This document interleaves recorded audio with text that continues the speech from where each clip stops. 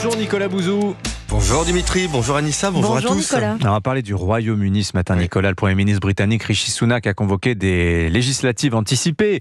Elles auront lieu le 4 juillet prochain. Il y a des enjeux économiques dans ces élections.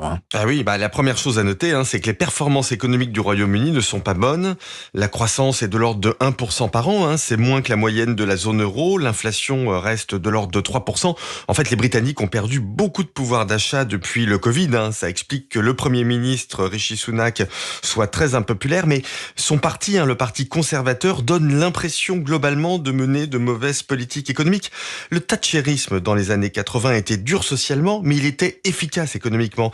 Là, les Britanniques ont l'impression de subir une double peine, économique et sociale. Et puis, il y a le regret du Brexit, Nicolas, qui est devenu majoritaire. Ouais, complètement. Selon un sondage Ipsos, 13% seulement des Britanniques considèrent que le Brexit a été un succès. Ils ne sont que 5% des 18-34 ans.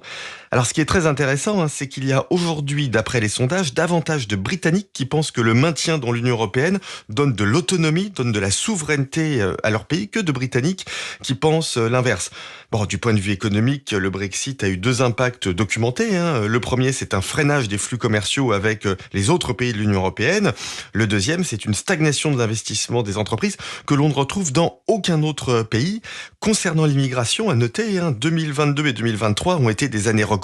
Bon, écoutez, il faut le dire clairement, le Brexit a été un échec à tout point de vue, économique, migratoire et politique. Alors, pour le 4 juillet, c'est la gauche travailliste qui devrait l'emporter, en tout cas elle part favorite. Elle a développé une doctrine qu'elle appelle la Securonomics. Qu'est-ce que c'est ?